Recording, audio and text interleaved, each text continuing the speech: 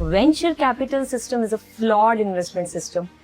मुझे यदि ये स्टेटमेंट ऑनेस्टली कोई फाउंडर कहता या कोई प्रोफेसर कहता तो मुझे एडजस्ट हो जाता, but this statement is coming from a person जो खुद इस इकोसिस्टम का इतना एक्सपीरियंस प्लेयर है।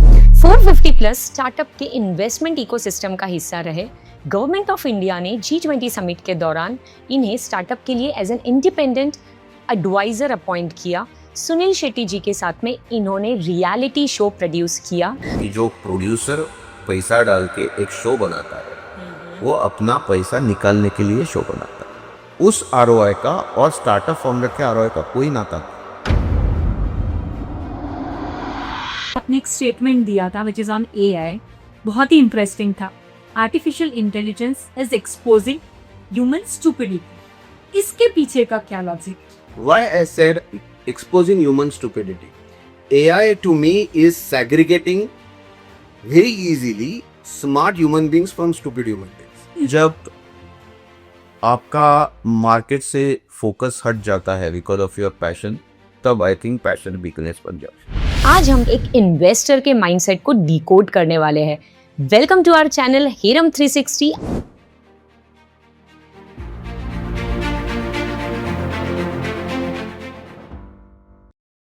अगर मैं आपसे पूछूं, एक ऐसा इंसान जिसने यूके और इंडिया दोनों जगह का चार्टर्ड अकाउंटेंसी किया है, मर्जर्स एंड एक्विजिशन में MBA किया है, वो इंसान का लाइफ का नेक्स्ट स्टेप क्या होगा? The obvious answer is big 4 या तो इन्वेस्टमेंट बैंकिंग। लेकिन आज के हमारे गेस्ट ने ऐसा कोई भी ऑब्वियस रूट चूज नहीं किया, बल्कि उन्होंने all together different game choose किया खुद के लिए। आज के डेट में investors, founders, policy makers, even celebrities भी इनसे मिलता है सिर्फ एक ही चीज के लिए, विच इज क्लैरिटी। बट मुझे इनके प्रोफाइल से ज्यादा इनके थिंकिंग को जानने की क्यूरियोसिटी है, क्योंकि एक तरफ ये स्टार्टअप इकोसिस्टम के एक्सपीरियंस लोगों में से और दूसरी तरफ ये कहते हैं venture capital is a flawed investment model. तो आज जानेंगे क्या स्टार्टअप इकोसिस्टम वैसे ही काम करता है जैसे हम समझते हैं? इन्वेस्टर फाउंडर में ऐसी कौन सी चीज देख लेता है जो कॉमन दुनिया में लोग नहीं देख पाते, एंड फाउंडर्स ऐसी कौन सी मिस्टेक करते हैं जिसके चलते वो शुरू से ही गेम के बाहर हो जाते हैं? Welcome to our channel Heram 360। I am your host CA Trupti Pattad और आज हमारे साथ है Malhar Shrikant Joshi ji. Hi Trupti, thank you for having me here today on the podcast. Pleasure is on us, sir. But I'll start directly to that statement. Venture capital system is a flawed investment system.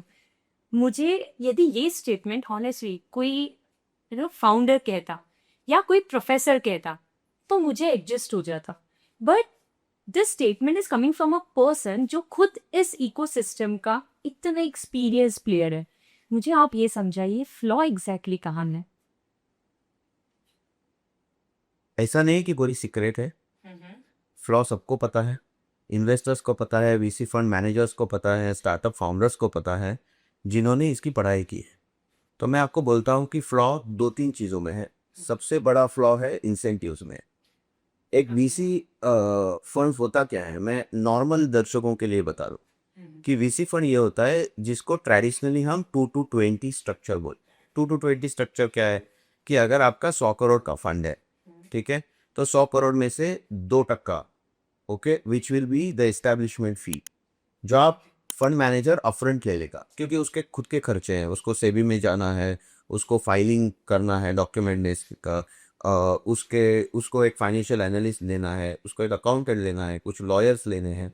तो इस सारी फी जो establishment फी होती है वो 2% निकाल लेते हैं, करेक्ट।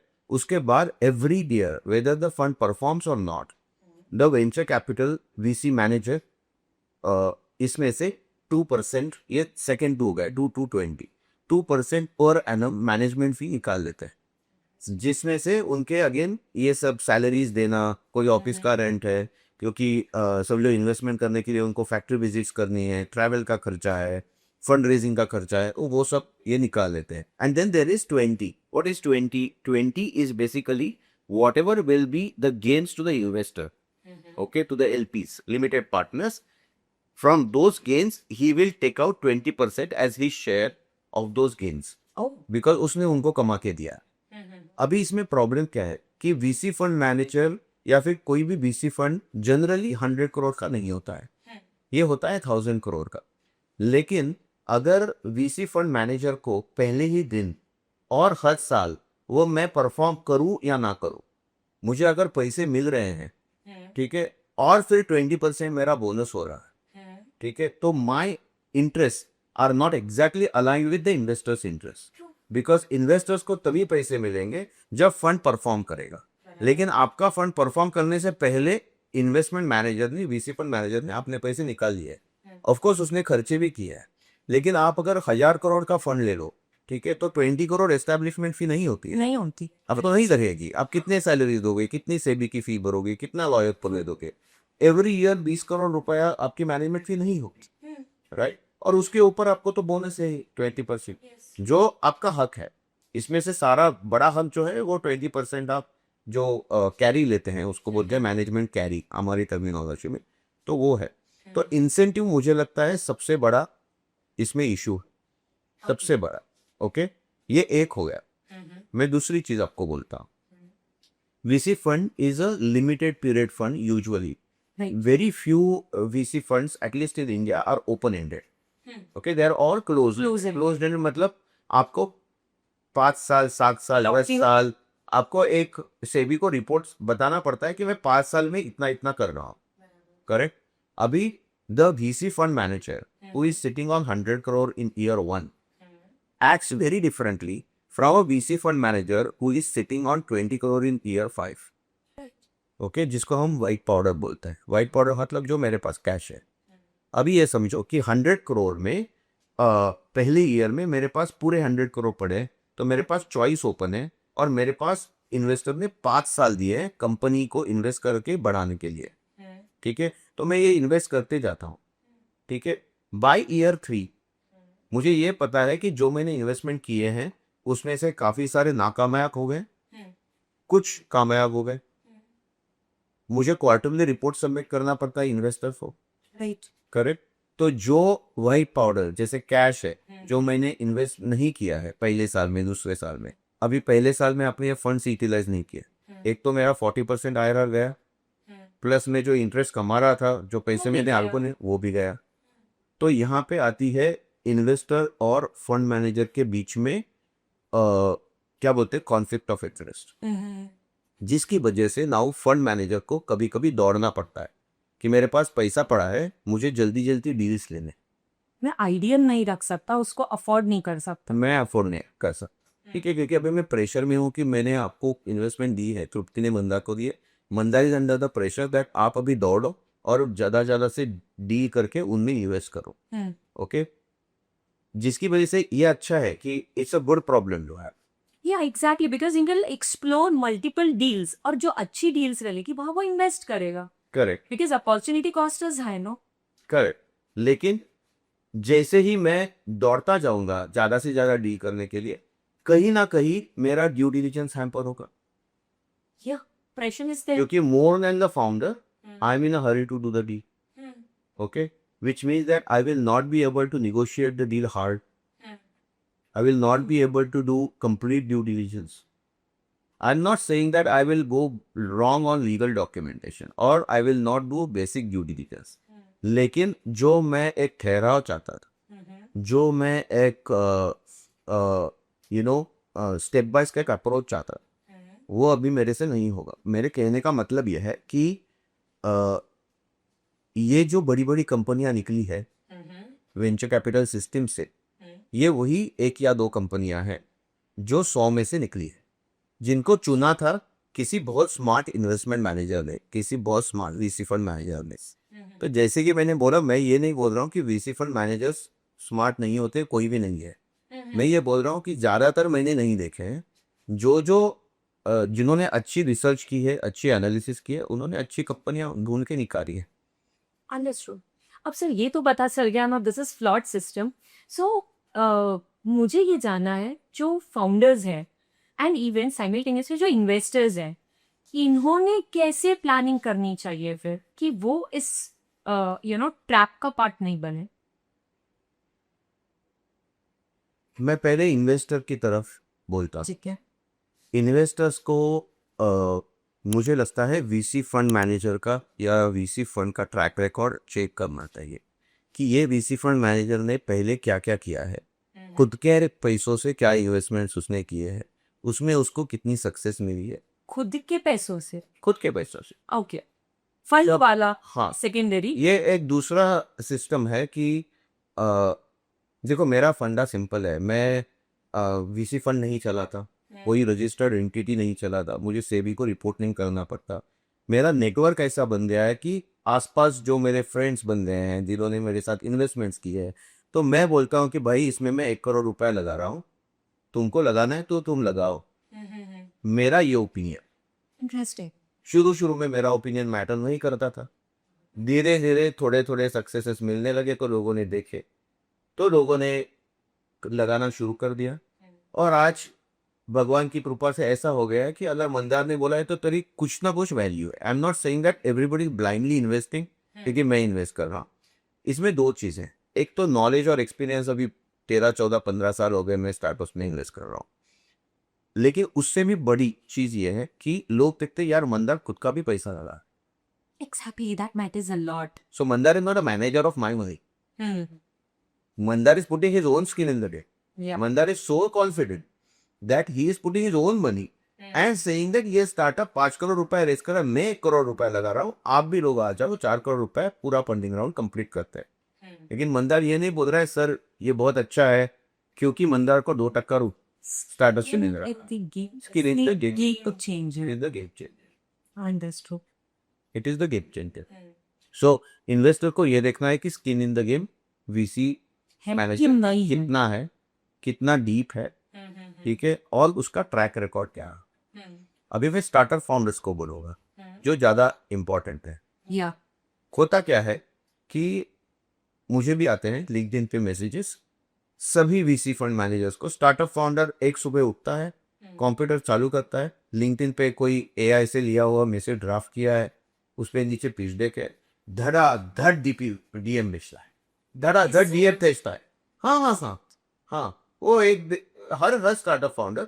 और मैं ये नहीं बोल रहा हूँ ये गलत कर रहा है, उसका काम भी है, उसको फंडरेज करना है तो ज्यादा से ज्यादा लोगों को अप्रोच हो जाए. ठीक है, मुझे ये लगता है कि instead of sending this 100,000 messages, अगर स्टार्टअप फाउंडर को आज ये पता चले कि यार ये बीसी फंड 3 साल पहले आया था, इन्होंने इतने इन्वेस्टमेंट किए हैं, ये फंड साइज इतना है, उसमें से कितने पैसे चले गए हैं, जिसका मतलब है कि approximately this fund is still sitting on cash of this amount. Right. Okay, और ये फंड को अगर 5 साल में 7 साल में रिटर्न्स देने हैं तो इसको ये कैश डिप्लॉय करने की अर्जेंसी है. Understood. ये अगर स्टार्टअप फाउंडर को पता चले तो 100 बीसी फंड्स को डीएस देने के बजाय वो उन 2, Selective 3, हो जाए. 5 लोगों को चुनेगा और उनके पीछे लग जाए. Probability बहुत हाई है ना इसमें, कब बात है? Exactly. तो क्वालिटी चेस होगा, क्वांटिटी चेस नहीं. Chase में ही होगा. And there will be like एक sense of satisfaction रहेगा. सेंस ऑफ सेटिस्फैक्शन रहेगा, क्लोज होने की प्रोबेबिलिटी ज्यादा रहेगी. तो जो बड़े बड़े इन्वेस्टमेंट बैंक्स होते हैं, जो बड़े बड़े प्राइवेट इक्विटी, हम ब्रोकर नहीं बोलते लेकिन डील मेकर्स जो होते हैं, वो यही पढ़ाई करते हैं. मैं कुछ सीक्रेट नहीं बता रहा हूँ आपको आज, लेकिन वो यही पढ़ाई करते हैं कि किस वीसी फंड मैनेजर के पास, किस वीसी फंड के पास व्हाइट पाउडर है. क्योंकि जिन्होंने सारा यूटिलाइज ही कर लिया है, आप उसको 10 डीएम भेजो, वो क्या ही करेगा. He's helpless ना. ये हेल्पलेस, Right. राइट. जिसका फंड अभी अभी बना है उसके पास 5 साल है, 6 साल है, तो वो भी he will not be in a rush. Right. लेकिन ये जो लोग हैं they are in a rush. I am not saying being in a rush is also bad, but that is the right opportunity where the marriage can happen between the startup founder and the Find furniture. Right. Understood. Sir आज के date में हर दूसरा person startup ही बनाना चाहता है, ठीक है, and even funding को as a success माना जाता है कि फंडिंग मिल गई यानी सक्सेस हो गया, वैल्यूएशन मिल गया तो it's a kind of achievement. So एक अगर कोई एक ऐसा मिसकंसेप्शन है जिसके साथ फाउंडर, इन्वेस्टर और कॉमन लोग साथ में लेके चल. पहला मिसकंसेप्शन ये है कि हर स्टार्टअप फाउंडर अपने आइडिया पे बहुत फोकस करता है, अपने आइडिया के प्यार में होता Nothing wrong, no? है, to a level not wrong. Mm-hmm. However, what happens is this passion becomes after a while so high that he forgets the customers, he forgets the market, he forgets the basic concepts of product market fit. उसको ये लगता है कि मैंने ये invention किया है. और हर स्टार्टअप को लगता है कि मैं दुनिया बदल दूंगा. आप कोई भी स्टार्टअप फाउंडर ये नहीं देखोगे कि मैं मुंबई में हूँ, मैं इतना ही मार्केट कैप्चर करूंगा, मैं इतना करूंगा और मैं एग्जिट हो जाऊंगा. कोई नहीं सोचता है. हर को लगता है कि मैंने जो ऐप डेवलप किया है या टेक्नोलॉजी डेवलप किया है, मैं दुनिया बदलने वाला. I am going to transform the world. I am going to जैसे Uber transform the way we were finding taxis. Right. Okay, Airbnb transformed the way we were finding accommodation while traveling. Right. These startups have really transformed the way we were doing business. Hmm. Okay, Apple transformed the way we were looking at the technology. Hmm. Okay, so there are a few who have really transformed the entire world around that. Okay, but not every startup founder is capable. Yeah. तो जो भी tech startup founder है, उनको पहला misconception है कि ये मेरा आइडिया इतना बढ़िया है कि मुझे जितना प्यार है सारी दुनिया को उतना ही प्यार होना ही चाहिए. जहाँ पे प्रोडक्ट मार्केट फिट नहीं आता, यहाँ पे फाउंडर मार्केट फिट नहीं आता, यहाँ पे मार्केट ही नहीं आता, मार्केट का कोई सोचता ही नहीं है. मुझे ये लगता है कि आपको उल्टा शुरू करना चाहिए. आपको ये देखना चाहिए कि कस्टमर को क्या चाहिए, कस्टमर किसके प्यार में है, और वो डिवाइड करना चाहिए, ना कि आप किसके प्यार में. तो ये सबसे बड़ा मिसकंसेप्शन है कि जो मुझे अच्छा लगता है सारी मार्केट को अच्छा लगेगा. मुझे लगता है ये सबसे बड़ा मिसकंसेप्शन है. ये मिसकंसेप्शन मैं आपको बोलता हूँ इन्वेस्टर साइड पे भी हो. इन्वेस्टर को भी लगता है, जैसे फॉर एग्जांपल कोई लॉजिस्टिक्स का एक बड़ी लॉजिस्टिक्स की कंपनी चला रहा है, वो बोलता है कि मैं अभी टेक्नोलॉजी, ओल्ड स्कूल लॉजिस्टिक्स की ट्रकिंग कंपनी है समझो, वो बोलता है मैं अभी टेक्नोलॉजीज में इन्वेस्ट करना चाहता हूँ. ठीक है, वो बोलता है मुझे लॉजिस्टिक्स जैसी टेक्नोलॉजीज में इन्वेस्ट करना है. वो भी नहीं समटाइम्स सोचता कि ये जो टेक्नोलॉजी है ये मार्केट को चाहिए या नहीं चाहिए. वो एक लॉजिस्टिक्स ऐप में इसलिए इन्वेस्ट करता है क्योंकि उसका लॉजिस्टिक्स का खुद का बिजनेस है, बिजनेस. तो वो लॉजिस्टिक्स इंडस्ट्री के प्यार में. लेकिन इस लॉजिस्टिक्स इंडस्ट्री को यही टेक्नोलॉजी की जरूरत है या किसी और की जरूरत है, ये वो देखता है या नहीं देखता है, ये क्वेश्चन. इसमें गलती फाउंडर की है या ये इकोसिस्टम ही ऐसा है जिसके वजह से ये सारी चीजें हो रही है? आई थिंक इकोसिस्टम ने ही फाउंडर को बनाया, तो मुझे लगता है इकोसिस्टम ऐसा है. इकोसिस्टम ऐसा है because as you are saying कि 100 में से you are able to select only one, मतलब rest of the people are doing only the same thing. हाँ, राइट. और इकोसिस्टम बनाने में लेटली काफी सारा हाथ है टेलीविजन शोज का. एक टेलीविजन शो हमने बनाया था, हॉर्स स्टेबल जोड़ी था बेसिक अंदर, 2 साल पहले शार्क टैंक इंडिया में आने से पहले. तो हमने 4 सीजन्स किए थे, बहुत अच्छा चला था. फिर शार्क टैंक आ गया. अभी शार्क टैंक के बाद एक शोज आ रहे हैं. Almost every DB channel, every OTT platform is coming up with some kind of a startup investment. ये भी दूसरा मिसकंसेप्शन है कि लोगों को लगता है कि ये स्टार्टअप इकोसिस्टम बनाने के लिए, स्टार्टअप फाउंडर्स को कुछ अच्छा हो जाए इसलिए बने हैं. हाँ, वो एक साइड पर्पस है इन शोज़ का, लेकिन ये भी हमको समझना है कि जो प्रोड्यूसर पैसा डाल के एक शो बनाता है, वो अपना पैसा निकालने के लिए शो बनाता है.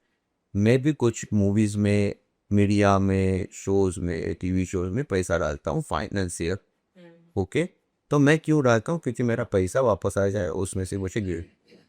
सो जो प्रोड्यूसर वहाँ पे है, ठीक है, तो वो प्रोडक्शन कर रहा है, वो उसका खुद का एक आरओआई उसके मन में. बिल्कुल. उस आरओआई का और स्टार्टअप फाउंडर के आरओआई का कोई नाता नहीं. हाँ, हो भी नहीं सकता. हो भी नहीं सकता. दोनों की पर्पस अलग है, दोनों का मिशन अलग है. करेक्ट. तो वो शो इसलिए बना रहा है कि ऑडियंस एंटरटेन हो, ऑडियंस वो देखे. अभी ऑडियंस क्या देखती है? ऑडियंस वो देखती है जो लोगों को एजुकेशन भी दे दे और एंटरटेन भी करे. अभी हम ये सारे टीवी शोज देखो, ओके, कोई भी ले लो, आप देखो ज्यादातर इन टीवी शोज पे वो आता है जो physically you can see something. Let's say a brand, a food beverages brand, okay? Let's say a fashion brand, जूतों का brand, you know, something that you can show on the TV. बहुत कम startups आपको ऐसे दिखेंगे TV show पे जो कुछ artificial intelligence में या डीप टेक में बना रहे, जो आप दिखा नहीं सकते कैमरा के ऊपर, जो आप बात कर सकते हो, अगर इन्वेस्टर को समझ आए तो वो समझेगा और क्वेश्चंस पूछेगा. सो हम ये कंक्लूड कर सकते हैं क्या कि इंडिया में टेंजिबल थिंग्स वाले startups are much better than artificial intelligence या deep technology startup? Certainly no. Certainly. Yeah. Okay. So जो लोगों को लगता है ना कि यार मैं तो इस टीवी शो के लिए सिलेक्ट हो गया, ये अनदर मिसकंसेप्शन है फाउंडर का कि मैं टीवी शो के लिए सिलेक्ट हो गया मतलब मैं भारत के सबसे बड़े 100 फाउंडर्स में आ गया, क्योंकि इसका सिलेक्शन नहीं हुआ, मेरा सिलेक्शन नहीं हुआ, मतलब मेरा स्टार्टअप बेटर है, इसका स्टार्टअप बेटर नहीं है. नहीं, आपका स्टार्टअप विजुअली बेटर है, इन्वेस्टमेंट वाइज बेटर है. वो टीआरपी लाके दे सकता है, प्रोड्यूसर का आरओआई निकल जाएगा, रेस्ट तो छोड़ दीजिए. अभी मैं आपको टीवी शो का दूसरा एक एंगल बता. ये टीवी शो कौन देखता है? Come on now, sitting at home. Correct. Yeah.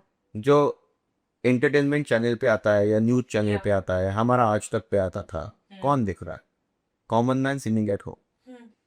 और एक स्टार्टअप फाउंडर्स आते हैं जो हर घर में अभी हैं, स्टूडेंट्स आते हैं और इन्वेस्टर्स आते हैं. Right. मैं आपको पक्का ये बता रहा हूँ, और मेरा इन्वेस्टर सर्कल इंडिया में बहुत बड़ा है, बहुत कम सहमे हुए, जाने हुए, रिसर्च के हुए इन्वेस्टर्स टीवी शो देखते हैं, बहुत कम. वो ये सारी चीजों में अपना टाइम वेस्ट ही नहीं करना. टाइम वेस्ट नहीं करते. जो प्राइमरी व्यूअर है दीज शोज का, ठीक है, वो है घर बैठे हुए दादाजी, होम मेकर, नौकरी करने वाला आदमी या स्टूडेंट. Yeah, true. Agree. ये बहुत सारे शोज जो टीवी पे आते हैं, आप देखोगे ये prime time, evening, dinner time पे आते हैं. Yes. करेक्ट. ये डिनर टाइम, अदरवाइज आपने क्या देखा होगा? टीवी तो चालू रहता है यार घर में, कुछ ना कुछ. कुछ ना कुछ. आप क्या देखोगे? आप सास बहू की सीरियल देखोगे, डांस इंडिया डांस देखोगे, कोई गाने का प्रोग्राम देखोगे, कोई मूवी लगाओगे, Yeah. या कोई आपकी सीरियल जो आप देख रहे हो वो देखोगे, कुछ कॉमेडी देखोगे. Yes. True. इसके बीच में कॉम्पीट करके मुझे एक स्टार्टअप इन्वेस्टमेंट शो बना के प्रोड्यूस करके उसको टीआरपी लानी है, तो मुझे क्या क्या करना पड़ेगा? मुझे ड्रामा लाना पड़ेगा, मुझे कॉमेडी लानी पड़ेगी, मुझे आंसू लाने पड़ेंगे, Criticism लाना पड़ेगा. मुझे मम्मी ने कैसे बेटी को सिखाया, बड़ा किया, Emotion सोचना पड़ेगा, डालना इमोशनल लाना पड़ेगा. तो हमने भी प्रोड्यूस किया था, तो मैं नहीं बोल रहा हूँ कि प्रोड्यूसर गलत कर रहा है. प्रोड्यूसर तो उसका धर्म है कि पैसा कमाना और प्रोड्यूस करना. He is producing, Right. He is producing. It's on you. आपके लिए क्या is the startup founder which is under misconception that मैं अगर इस शो के लिए सिलेक्ट हो गया तो मतलब मैं बहुत अच्छा स्टार्टअप फाउंडर बन गया. नहीं, आप विजुअली अच्छे स्टार्टअप फाउंडर बन गए, क्योंकि आप बात अच्छा करते हो, क्योंकि आपका प्रोडक्ट दिखने में सर्टेन ये वाली चीज तो आगे I am going to talk about this. मुझे एक और चीज पूछनी है. काफी बार हमने देखा है कि मतलब कॉमन मैन को तब पता चलता है जब वो स्टार्टअप फेल हो जाता है, right? But as an investor आपको ये चीज आप मतलब उसका सक्सेस भी देख के हम उसका फेलियर भी बहुत जल्दी जज करते हैं. तो ऐसे क्या पॉइंट्स हैं जिसके चलते आपको पहले ही पता चल जाता है कि now it is towards it's downfall? Forget investor, startup founder को खुद को पता रहता है. बट सर उसका तो अंधा प्यार है ना, उसका तो पैशन है वो. हाँ, वो चीज एक्सेप्ट नहीं कर सकता. नहीं, दो चीजें. थर्ड पर्सन इन्वेस्टर को तो पता चल ही जाता है कि नाउ इट इज इसका जर्नी शुरू हो गया है डाउनफॉल की तरफ. वो कब तक चलता है? देखो, आप स्टार्टअप में इन्वेस्ट तब करते हो जब आपको स्टार्टअप फाउंडर कोई फाइनेंशियल प्रोजेक्शंस प्रेजेंट करता है. या करेक्ट. मेरा रेवेन्यू इतना होगा, आपके पैसे लेके मैं ये करूंगा, वो करूंगा, मेरा action plan should be there. Without action plan तो certainly nobody will be doing. तो एज एन इन्वेस्टर जैसे जैसे आपको गैप नजर में आ जाता है, okay, with respect to projection जो उन्होंने विद रिस्पेक्ट टू प्रोजेक्शंस जिसके ऊपर आपने पैसा लगाया, करेक्ट. आपने ये प्रोजेक्शंस देखे, इसलिए आपने बोला ठीक है मैं 1 करोड़ रुपया लगाता हूँ, ये कंपनी 3 गुना बड़ी हो जाएगी ये 1 करोड़ रुपया कैपिटल यूज करके. जैसे जैसे आपको दिखने लगता है कि जो उसने आपको सपने दिखाए थे इन्वेस्टर बनने के टाइम पे और जो भी रियलिटी चल रही है उसमें गैप आते जा रहा है। एक महीना गैप आया ठीक है, दूसरा महीना गैप आया ठीक है, लेकिन ये गैप बढ़ रहा है और ये कंसिस्टेंसी महीना दर महीना आ रहा है। तो ये इन्वेस्टर को पता चल जाता है कि कुछ तो गड़बड़ है। अभी ये गड़बड़ मैक्रो इकोनॉमिक फोर्सेस से भी हो सकती है, क्योंकि मैंने जिसको 2018-19 में जिस स्टार्टअप्स में इन्वेस्ट किया था, फाउंडर अच्छा है, मार्केट अच्छा है, कंपनी ग्रो हो रही है और कोविड आ गया। तो कोविड आने के बाद बंद पड़ गया, जो भी इम्पैक्ट आ गए, राइट? तो you can not blame the startup founder, you can just blame your destiny, you can just blame the luck, right? तो ऐसे भी होते हैं जहाँ पे आपको गैप आना चालू होता है। तो इन्वेस्टर को ये पक्का पता चल जाता है कि स्टार्टअप में अभी प्रोग्रेस में गड़बड़ है। क्या मैं इससे ये कंक्लूड कर सकती हूँ कि वार्निंग सिग्नल्स नंबर्स के थ्रू पहले पता चल जाता है? वार्निंग सिग्नल्स नंबर्स के थ्रू पहले पता चल जाता है। दूसरा ये पता होता है, लेकिन इसके लिए थोड़ा सा एक्सपीरियंस चाहिए इन्वेस्टर में। आपको बॉडी लैंग्वेज में, स्टार्टअप फाउंडर के बिहेवियर में, टोन ऑफ वॉइस में भी पता चल जाता है, क्योंकि उसको तो अंदर से पता है गड़बड़ है, तो he is trying to portray a different picture. Instead of accepting our mistake Yeah, वो instead ब्लेम of बेस accepting our पे mistake. जाते हैं। हाँ, ये एक है। दूसरा ये है, there is a concept called pivot. आपको पता है कि मैंने ये स्टार्टअप किया, बाद में मुझे लगा कि मार्केट इस तरफ जा रहा है, तो मैंने पिवोट किया। इंडिया में ना ये पिवोट जो वर्ड है, ये बहुत ओवर मैनिपुलेट करते हैं।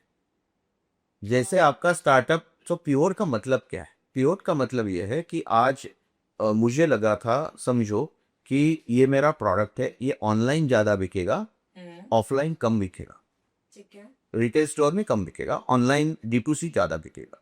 तो मैंने ज़्यादा मार्केटिंग का खर्चा ऑनलाइन पे डालना चालू कर दिया। लेकिन there was a shift in the market behaviour which I could sense and immediately pivot my marketing strategy and I said that now let me focus on the marketing and sales offline in retail stores. मैं जैसे Meta ads हैं वो कम कर दूंगा, लेकिन मैं distribution network बढ़ा दूंगा। This is a pivot of a marketing strategy. Similarly there could be a pivot of a product itself.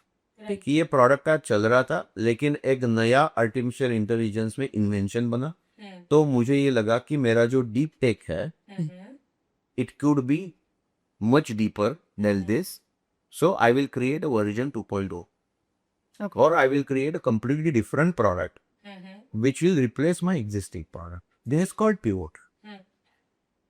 ये pivot का मतलब है रियल वर्ल्ड में, लेकिन इंडिया में जब भी स्टार्टअप फाउंडर फेल होने लगता है, वो बोलता है अरे I am going to pivot my start. Okay, instead of accepting the Instead of reality. accepting that I am failing, he says that no, I am now pivoting.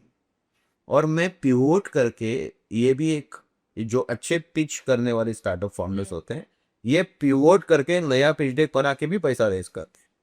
But sir, reality accept करना इतना difficult क्यों होता है? काफी सारी चीज, 2-3 चीजें हैं। पहला तो क्या है ना, startup founder is very lonely. Startup founder is very lonely.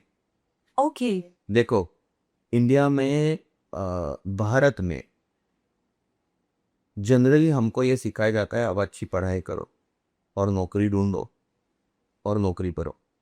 अभी एक स्टार्टअप फाउंडर जिसके दिमाग में कोई आइडिया आया, उसने देखा कि मैं कुछ खुद का शुरू करूंगा, खुद का वेंचर शुरू करूंगा, ठीक है, कि कोई मेंटोर मिल गया, कोई इन्वेस्टर मिल गया, तो उसने सोचा कि मैं नौकरी छोड़ के ये करूंगा, तो फैमिली से सपोर्ट नहीं होगा। तो अभी ये फाउंडर, समझो, फैमिली से लड़ झगड़ के बिजनेस शुरू किया, फिर वो इन्वेस्टर के पास गया, उसने इन्वेस्टर को अपना कहानी सुनाया, इन्वेस्टर को अच्छा लगा, इन्वेस्टर ने पैसा दे दिया, ठीक है। ज़्यादातर पैसा जो पहली राउंड होती है, हम बोलते हैं फ्रेंड्स एंड फैमिली राउंड। तो ज़्यादातर आपके जो इर्द गिर्द के लोग हैं, जिनके अच्छा, मैं ये बेटा अच्छा काम कर रहा है, चल बेटा मेरे से ही नहीं दे दे, ओके, आपने मुझे कुछ कहानी सुनाई, मैं मान गया कि हाँ ये नया वेंचर अच्छा हो सकता है, तो मैंने आपको दे दिया।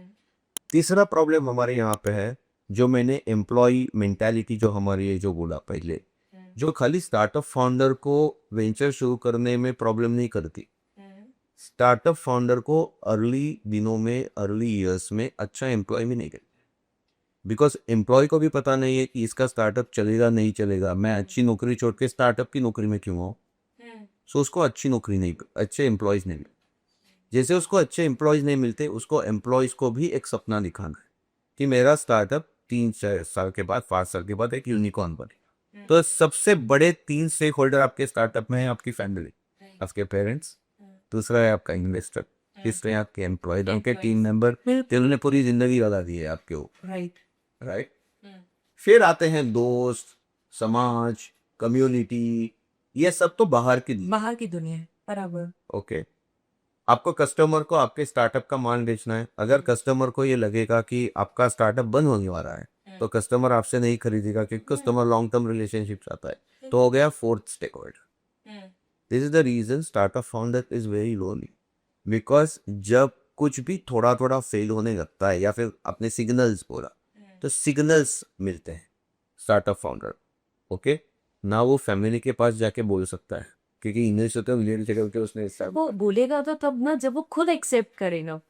अभी तो वो खुद ही एक्सेप्ट करने के माइंडसेट में नहीं है। उसका तो वही है कि वो उसको इम्प्रोवाइज, ठीक है ये सिग्नल में ना मैं इसको ओवरकम करके मैं ये सिग्नल को ओवरकम करूँ, इंस्टेड ऑफ एक्सेप्टिंग है कि ठीक है now this is going to be permanent, इसको एक्सेप्ट ही नहीं कर रहा है, तो वो जाके बोलेगा टेस्ट से।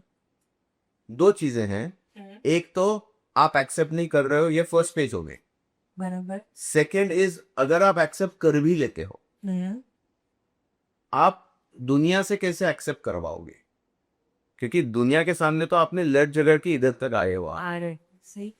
सही है। तो दुनिया भी, आपका समाज भी, आपकी फैमिली, आपके एम्प्लॉयज भी आपको एक्सेप्ट करने नहीं देते। आप अगर एम्प्लॉयज के पास जाके बोलते हो कि ये अपना प्रोडक्ट नहीं चल रहा है, I think there is something wrong in the company, आपको एम्प्लॉयज भी आके बोलते हैं कि नहीं नहीं सर, हम एक ट्राई और करते हैं, मेरी सैलरी चलनी चाहिए, और एक 3 महीने का ट्राई कर लेते हैं, जब तक मैं दूसरा जॉब ना ढूंढूं। एज अ पेरेंट हम भी तो हमारे बच्चों को यही चीज बोलते हैं कि नहीं आप एक और बार ट्राई करो, और एक और बार हो जाएगा हो जाएगा। ट्रू। तो एक तो मैं नहीं मान रहा, अगर मैं मानने की कोशिश भी कर रहा हूँ तो मुझे कोई मानने नहीं दे रहा। ट्रू।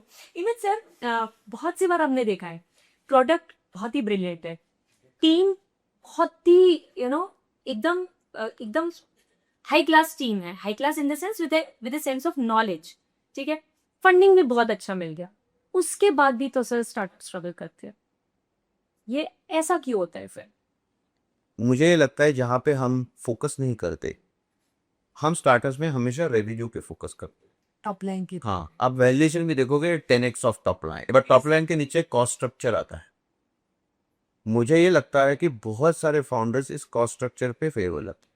तो फाउंडर अच्छा है, कस्टमर को माल बेच सकता है, इन्वेस्टर से पैसे उठा सकता है, एम्प्लॉयज अच्छे हैं, टीम अच्छी है, मार्केट अच्छा है, आइडिया अच्छा है, सब कुछ अच्छा है, लेकिन कॉस्ट स्ट्रक्चर अगर सही नहीं है, वो किसी एक कॉस्ट आइटम पे बहुत ज़्यादा खर्चा कर रहा, तो क्या होता है कि जब स्टार्टअप फ्लरिश हो रहा है ना, तो इन्वेस्टर्स भी कर ले देते हैं। जैसे मार्केटिंग, ओके, इन्वेस्टर्स बोलते हैं हाँ ठीक है तेरा कैश ज़्यादा है, लेकिन तू रेवेन्यू भी ला रहा है, चलने दो, चलने रहा, ठीक है, to a point where investors को समझ में आ जाता है कि ये सस्टेनेबल नहीं है। कैश बढ़ाओ तो रेवेन्यू बढ़ेगा, कैश बढ़ाओ तो रेवेन्यू बढ़ेगा, तो ये सस्टेनेबल नहीं है।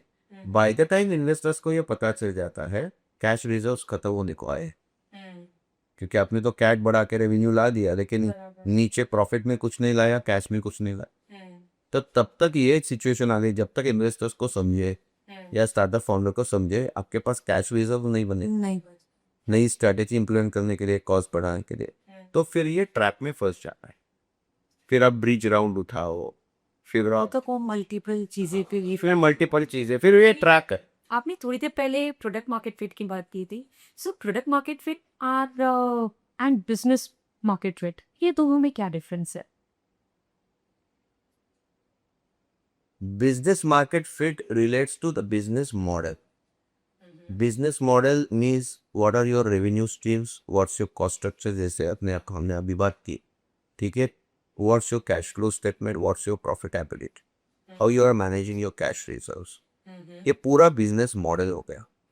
So the business model which will fit to Indian market, you cannot copy paste the same business model to US market. Oh, why? Because समझो एक प्रोडक्ट एग्जाम्पल दे रहा हूँ, एक प्रोडक्ट यहाँ पे रिटेल फिजिकल डिस्ट्रीब्यूशन में अच्छा चलेगा तो शायद यूएस में वो ऑनलाइन में अच्छा चलेगा बिकॉज यूएस का consumer different. Exactly. Understood. Right. तो वो चीज़ें, तो ये है बिजनेस मॉडल और मार्केट का फिटमेंट. प्रोडक्ट मार्केट फिट तो अभी बहुत सारे लोगों ने बात भी की है कि आपको जो प्रोडक्ट है आपका मार्केट ने आपको खरीदना चाहिए. तो आपका प्रोडक्ट एक है, मार्केट कुछ और चाह रहा है, जो हमने पहले बात की थी कि आप प्रोडक्ट के इतने प्यार में हो कि आप इग्नोर कर रहे हो कि मार्केट को क्या चाहिए. कंज्यूमर आपके प्रोडक्ट के प्यार में होना चाहिए. प्यार में होना चाहिए, इस टाइप का फाउंडर नहीं. अंडरस्टूड. फाउंडर के लिए पैशन कब उसकी वीकनेस बन जाता है? आई थिंक जब आपका मार्केट से फोकस हट जाता है बिकॉज ऑफ योर पैशन, तब आई थिंक पैशन वीकनेस बन जाती है. ये मुझे लगता है. आपको पैशन है इसलिए आपने धंधा शुरू किया, ठीक है. कस्टमर को ये पैशन नहीं है कि आपका प्रोडक्ट खरीद. कस्टमर प्रोडक्ट खरीद रहा है because of its utility, because वो उसके लिए यूजफुल है, ठीक है. तो आप खाली पैशनेट को बोल के कस्टमर का प्रॉब्लम सॉल्व नहीं कर सकते. आपको कस्टमर के शूज पे उतर के समझना है कि कस्टमर का प्रॉब्लम क्या है, कस्टमर क्या खरीदना चाहता है और एट व्हाट प्राइस खरीदना चाहता है. तो वो मार्केट से ध्यान हट जाता है. वो खुद सेल्फ एनालिसिस में कैसे पता चले कि अब मेरा पैशन मेरी वीकनेस बन रहा है? Very simple. मैं आपके लास्ट 2-3 सवाल का एक जवाब दे देता हूँ. जो भी आपको लगता है आपकी पैशन है और आपका स्टार्टअप है, आपका प्रोडक्ट है और बहुत अच्छा है, आप प्रॉब्लम सॉल्व करते हो, सिंपल है. आप मार्केट में जाओ और देखो ये प्रॉब्लम, ये प्रोडक्ट, ये सॉल्यूशन खरीदने के लिए मार्केट में कोई आपको पैसा दे रहा है या नहीं दे. डे वन डे ही एनालिसिस कर लो. Okay, fair enough. It is very easy. आप एक प्रोटोटाइप बना दो, मार्केट के पास जाओ, मार्केट चेंज हो जाएगा depending on your product and depending on your industry. लेकिन आप कस्टमर के पास जाओ और कस्टमर को बोलो कि मुझे ये आपको बेचना है, आप इसके 10 रुपए दोगे या 1000 रुपए दोगे या फिर नहीं दोगे, क्या 1000 से भी ज्यादा दोगे, आपको डायरेक्ट कस्टमर फीडबैक मिल जाएगा. सो इंस्टेड ऑफ गोइंग एकदम आगे, डे वन पे ही आप अपने रिसर्च और उस पे दिमाग डाल के इसीलिए आप अपने आगे बढ़ना चाहिए. हाँ, इसीलिए आप देखोगे कि लोग पहले प्रोटोटाइप करते हैं, फिर वो प्रोटोटाइप से मार्केट टेस्ट करते हैं, फिर एक बीटा वर्जन लाते हैं, करेक्ट. फिर बीटा वर्जन में बग जाते हैं, वो एक वेरी लिमिटेड यूजर पे 100 लोगों का या 1000 लोगों का बना के उन्हीं को ऐप में they ask them to play around the app, उसमें बग्स निकलते हैं. तो वो भी स्टेप बाय स्टेप जा रहे हैं, लेकिन हर स्टेप पे वो चेक कर रहे हैं कि ये जो पॉपुलेशन है वो एक्सेप्ट कर रहे हैं या नहीं कर नहीं कर रहे हैं. और सेम हमने, मतलब this is about tech, same हमने प्रोडक्ट के लिए भी कर लेना चाहिए. कर लेना चाहिए. आपने मतलब जैसे हमने इसके पहले भी बात की थी, फाउंडर का वीकनेस और सक्सेस, आई मीन उसका स्ट्रगल और उसका सक्सेस दोनों भी आपने देखा है एज एन इन्वेस्टर. तो फाउंडर को तोड़ने वाली एक चीज यदि आपको बतानी हो तो वो क्या है जो फाउंडर को तोड़ देती है? लोनलीनेस,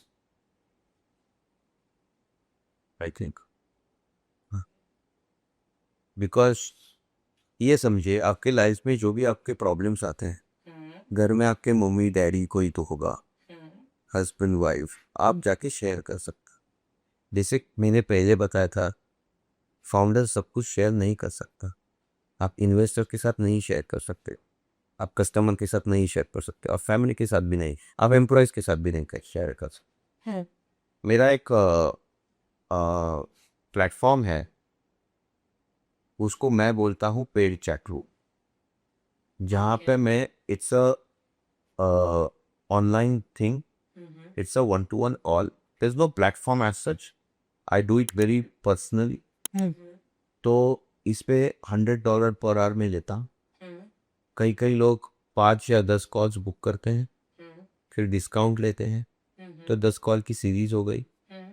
इस कॉल पे दूसरा कोई नहीं है, ये तो मेरी प्राइवेट एंड कॉन्फिडेंशियल थी, और आप उस कॉल पे आके आप खुद का एजेंडा डिसाइड कर सकते। ओके फॉर एग्जाम्पल, मेरे पास ऐसे कई लोग आते हैं जो को फाउंडर्स हैं और उसमें झगड़े चल रहे हैं। मतलब लोनलीनेस के अलावा this is again another problem that is also creating जो आपको तोड़ ही रहा है अंदर से। तो आप को फाउंडर से भी बात नहीं कर सकते अभी। तो उसमें से एक को फाउंडर ट्रेड चैट रूम पे आता है, उसको पता है कि मंदार अकेला है, वो भी अकेला है, और वो जो चाहे बोल सकता है। मंदार का उसमें कोई स्टेक नहीं है, मंदार उसमें इन्वेस्टर नहीं है, मंदार मेरा मेंटोर नहीं है, मंदार मेरा एडवाइजर नहीं है, मंदार कोई नहीं है। लेकिन मंदार एक मेरा फ्रेंड है, जिसको थोड़ा सा ज़्यादा एक्सपीरियंस है, थोड़ा ज़्यादा नॉलेज है, और वो मुझे सही सही इंडिपेंडेंट एडवाइस कर सकता है। I want somebody to talk to who will have the maturity to understand what I'm talking and probably give me some kind of advice. वो नहीं भी मिले तो it is secondary, the primary thing is मेरी बात हो जाए। Sir आप तो स्टार्टअप में ऑलरेडी जा चुके हो, this is again startup only. आप इन्वेस्टर से स्टार्टअप वाले साइड में आ चुके हैं। सही है सर।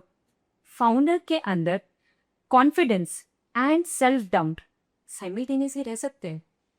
हाँ, होता ही है, इन्वेस्टर के अंदर भी होते हैं।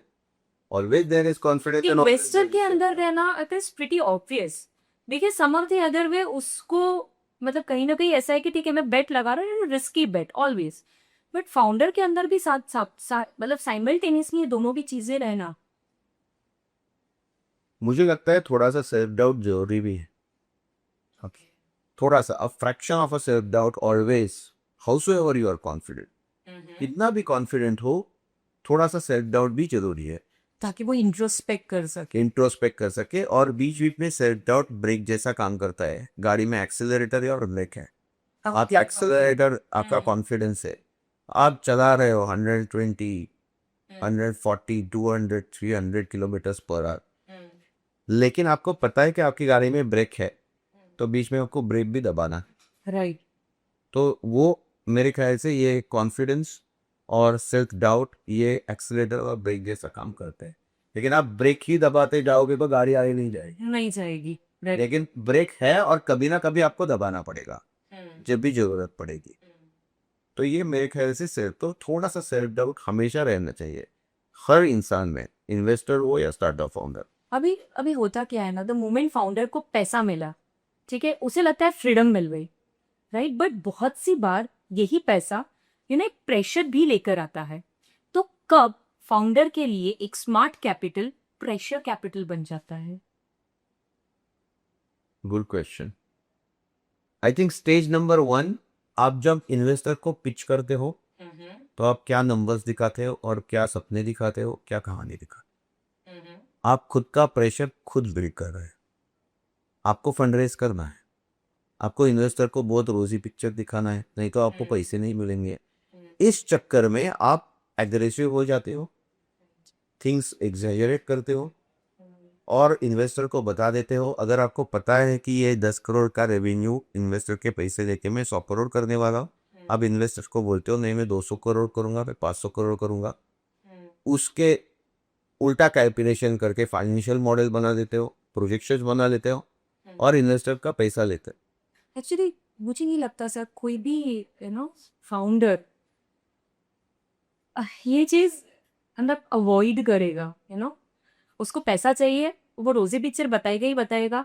On the back of the mind, मतलब on the contrary, back of the mind में उसके दिमाग में ये थॉट ही नहीं आएगा कि मैं ये चीज कर रहा हूँ तो ये मेरे लिए प्रेशर कैपिटल बन रहा है। करेक्ट, कैपिटल बन गया। अगेन अच्छा हार्श रियलिटी। सोचा और अगेन ये I would blame it on the ecosystem, because investor is also thinking that अरे मेरा पैसा लेके आप 10 करोड़ का 100 करोड़ ही क्यों बनाओगे, आपको 500 करोड़ बनाना है तो ही मैं पैसा डालूंगा।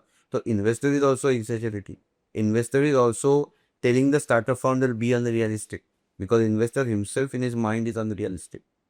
तो अब ये इन्वेस्टर फंडिंग करेगा, फिर वो स्टार्टअप फाउंडर को दौड़ाएगा और स्टार्टअप फाउंडर को दौड़ना है कितना भी दौड़े तो वो 100 करोड़ तक भी पहुंच गया, which is the realistic picture of Picture. Growth. तो इन्वेस्टर इज बहुत नॉट अच्छा है, उस पे सक्सेस Correct. मतलब उस पे एक्चुअली सेलिब्रेशन होना चाहिए, बट वो नहीं हो सकता.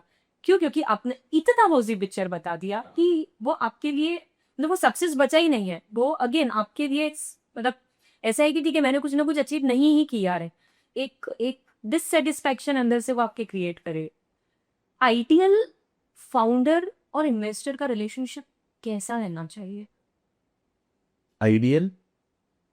मुझे लगता है investor should be completely hands off. He should probably review the startup's progress once in a month, once in a quarter, once in a year, at periodic intervals. Intervals. But investor should not be someone that every Monday morning बैठ के 10 ही startup को call करे जिसमें उसने invest किया है और बोले अरे क्या हुआ लास्ट वीक, क्या हुआ आज, क्या हो रहा है कल, क्या हो रहा है. It is not my job as an investor. And if I do that way, it is not good for me and the startup founder. The startup founder, it is not good because मैं unnecessarily pressure create कर रहा हूँ, micro manage करने की कोशिश कर रहा हूँ. It is not good for me because then as an investor I cannot go. फिर मैं खुद की लिमिटेशंस में जी रहा हूँ कि मैं अगर 10 ही स्टार्टअप फाउंडर्स को माइक्रो मैनेज कर सकता हूँ तो मैं 11th इन्वेस्टमेंट नहीं कर सकता. ट्रू. तो then I am not a good investor because then मैंने 11th अपॉर्चुनिटी मिस कर दी. Unnecessarily micromanaging this Spain startup founder, unnecessarily putting pressure on the Spain startup founder, which is not required in any list. एक investor के point of view से यदि मैं बात करूँ जनरल कैटेगरी में, यदि मैं बात करूँ तो इन्वेस्टर की एक कॉमन मिस्टेक, सबसे एक्सपेंसिव मिस्टेक क्या होती है? Believing the glamorous pitch, I think, is a very, very big mistake that investors. Okay. Most of the startup founders who are good at speaking, who are good at presenting, who are good at storytelling, rose their round the fastest. Okay. Okay, a startup founder who has a good product, good idea, good execution plan, however he is a little, he or she the little introvert, या फिर वो अपने thoughts communicate नहीं करना जानते हैं, वो skill उनके पास नहीं है, लेकिन प्रोडक्ट अच्छा है, उनको पता है ऑनलाइन इसको कैसे बेचे, बट वो फिजिकली आके बात नहीं कर सकते, उनकी round doesn't get closed. But that doesn't mean they are not a brilliant breed of startup founder. आपको पहली बार पैसा कब रिस्पॉन्सिबिलिटी लगा? जब मैंने नौकरी छोड़ के खुद का वेंचर स्टार्ट किया तब रियलाइज व्हाट माई सैलरी आना हर महीना बहुत सिंपल है, लेकिन एक एंटरप्रेन्योर को 1 रुपए का माल बेच के वो 1 रुपए कस्टमर से लेके आना, ये बहुत डिफरेंट बात है. जहाँ के मुझे लगा कि रिस्पॉन्सिबिलिटी तो बहुत है, पैसों की वैल्यू भी समझ में आती है ज़्यादा. मैं ये नहीं बोल रहा हूँ कि जो नौकरी करते हैं उनको पैसों की वैल्यू समझ में नहीं आती है, लेकिन जब आप ये पास में इतना सिक्योरिटी एवरी मंथ एंड पे आपके पास में इतना अमाउंट आ जाएगा. जब आप विजिबिलिटी फाउंडर, हाँ, जब आप एंटरप्रेन्योर हो उस टाइम पे nothing is fix. No, nothing is fix, कुछ भी हो सकता है, और बोलने वाले लोग बहुत हैं. सो 10 में से 8 लोग बोलोगे तू फेल हो जाएगा हमेशा, ये नहीं होगा, वो नहीं होगा, वो नहीं होगा, क्योंकि उन्होंने खुद ने कुछ किया नहीं है, तो वो आपको बोलोगे कि ये नहीं होगा क्योंकि मैंने नहीं किया है. हाँ, तो ये आपको वही वो सर्कल तो है. लूप एकदम कॉमन है. आपने आपका स्टडी अगेन फाइनेंस में हुआ है और उसके हेल्प से आप बिजनेसेस को इवैल्यूएट भी करते हैं. तो फाइनेंस बैकग्राउंड से बिलोंग करने की वजह से आपको को बैकग्राउंड ने ऐसे कौन से लेंस दिए इवैल्यूएशन के जो नॉन फाइनेंस बैकग्राउंड वाले के पास में शायद नहीं मिले? Numbers. Okay, we love numbers. Sure. I think numbers. जो मैं आपको बोला था कि जो फ्लैम्बॉयंट स्टार्टअप फाउंडर है, अच्छा बात करता है, स्टोरी टेलिंग करता है, पिच डेक अच्छा बनाता है, राइट, जिसके फंडिंग राउंड फास्ट क्लोज होते हैं, तो मैं इसमें नहीं जाता बिकॉज मेरी पढ़ाई नंबर्स की है. Talk about numbers. तो मैं उसको हमेशा बोलता हूँ वेदर अ जेंटलमैन और pitching to me for a startup, मैं हमेशा बोलता हूँ ये सब ठीक है, तेरा फाइनेंशियल मॉडल बता दे। और हमेशा मुझे ये लगता है ज़्यादातर चीज़ों में ये फाइनेंशियल मॉडल रिवर्स कैलकुलेशन से बनाया जाता है या ट्रू। कि इतना रेवेन्यू मुझे 5 साल के बाद चाहिए, उल्टा उल्टा उल्टा करो, तो पहले साल में कितना है, दूसरे साल में कितना है। तो ये एक लेंस जो चार्टर्ड अकाउंटेंट की है या M&A स्पेशलिस्ट की है, वो ये इमीडिएटली पैटर्न फटक से समझ जाती है कि ये रिवर्स कैलकुलेशन किया है या ऑर्गेनिक कैलकुलेशन है। क्या नंबर्स कुछ फाउंडर्स की स्टोरी से ज्यादा सच बोल देते हैं? हमेशा हमेशा। हमेशा। अब देखिए, जो नंबर्स ठीक से लॉजिकली बनाए हैं, ओके, जो लॉजिकली अचीव भी हो जाएंगे, वो अचीव हो जाएंगे under any circumstances. Okay, founder की स्टोरी क्या है? फाउंडर की स्टोरी तो वो उसी लिए सुना रहे थे कि आपको उसको आपके पैसे चाहिए। आपके पैसे मिलने के बाद शायद फाउंडर दूसरी स्टोरी सुनाएगा, ये हो गया इसलिए नहीं हुआ, वो हो गया इसलिए नहीं हुआ, अभी मैं पिवोट कर रहा हूँ, अभी मैं ऐसा ही करूँगा, वैसे करूँगा। तो स्टोरियाँ तो कहानियाँ बदलती जाएगी। बिजनेस, ये कहानियां तो बदलती रहेगी, तो बिजनेस इवैल्यूएट करते वक्त सबसे बड़ा रेड फ्लैग क्या है? आई थिंक फाउंडर को, again I will come back to the same point, founder को मार्केट की जानकारी ना हो। फाउंडर, मुझे वो फाउंडर बिल्कुल अच्छा नहीं लगता है जो होमवर्क नहीं करता। ओके, तो साइमल्टेनियसली फिर ग्रीन फ्लैग क्या है? ग्रीन फ्लैग मेरे ख्याल से 2-3 है। एक तो मुझे हमेशा फाउंडर मेंटोरेबल है तो ही मैं इन्वेस्ट करता हूँ। Mentorable. Mentorable means the one who could be mentored, can be mentor, ready to listen. ready to listen, ready to understand, ready to ask questions also. Okay? And listening not to argue, listening to understand. ये quality है। जो founder अपनी कहानी दौड़ा रहा है, वो generally मेंटोरेबल नहीं होता है, बिकॉज उसको सुनने की आदत नहीं, उसको बोलने की आदत। तो मेरे लिए मेंटोरेबल फाउंडर होना ये पहला ग्रीन फ्लैग। दूसरा ग्रीन फ्लैग मेरे लिए, मेरे सारे पर्सनल ओपिनियन से, हर इन्वेस्टर, मैं ऐसा नहीं बोल रहा हूँ कि I am the most successful investor in India, नहीं है, मैंने भी गलतियाँ की है, सब लोग करते हैं, मैं अपने पर्सनल ओपिनियन दे रहा हूँ। दूसरा ग्रीन फ्लैग मेरे लिए यह है कि मैं ये हमेशा देखता हूँ कि अगर ये स्टार्टअप बंद पड़ जाएगा तो सबसे बड़ा नुकसान, लॉस, दुख किसको होगा? फाउंडर को होगा या किसी और को? This is also green flag. This is a green flag. अगर सबसे बड़ा नुकसान फाउंडर को होने वाला है, ठीक है, तो it's a green flag for me. I tell you a few examples. A lot of startup founders come and say that right now I am doing a job, but in the evenings and during the weekends I have developed this startup. आप मुझे ये startup के लिए funding करो, मैं ये job छोड़ दूंगा, या फिर प्रोटोटाइप बनते तक या फिर रेवेन्यू आने तक मैं जॉब शुरू रखूंगा, बिकॉज मेरे घर चला। सेफ बेट खेल रहे हैं। पैशन यहाँ पे। और मैं अगर 1 करोड़ रुपए लग गए और स्टार्टअप नहीं चला, तो ये तो अपना जॉब कंटिन्यू कर, करोड़ का है। या फिर ये सीवी लेके दूसरे किसी एम्प्लॉय के पास जाएगा और बोलेगा देखो ये मेरा ट्रैक रिकॉर्ड है, बीच में मैंने सैबेटिकल लिया था 3 महीने का, वो तो नहीं बताएगा I am a failed startup founder, मुझे जॉब दे दो, उसको जॉब मिल जाएगा, मेरे तो पैसे गए। आई am not saying it is wrong for a person to be employed and do something as a side hustle. I'm not saying wrong. आपको जो करना है करो, मेरे से पैसे मत मांगो। I am not your friends and family to do that. Yeah, true. ठीक है? इतना सेफ बेट मेरे साथ में मत खेलो। हाँ। दूसरा एक एग्जांपल मैं देता हूँ। मेरे पिताजी का एक बिजनेस है, ठीक है, जो ओल्ड स्कूल बिजनेस है। मैं एक स्टार्टअप कर रहा हूँ एज अ फाउंडर, जो टेक प्लेटफॉर्म है, ये बिजनेस को डिजिटली करना है। Exactly. This is the very I am second generation entrepreneur, मैं यंग हूँ, मैं नए जमाने का आदमी हूँ। मैं ये पापा जो कर रहे हैं बिलीव नहीं करता, I will do it digitally. Okay, please आप इन्वेस्ट करो।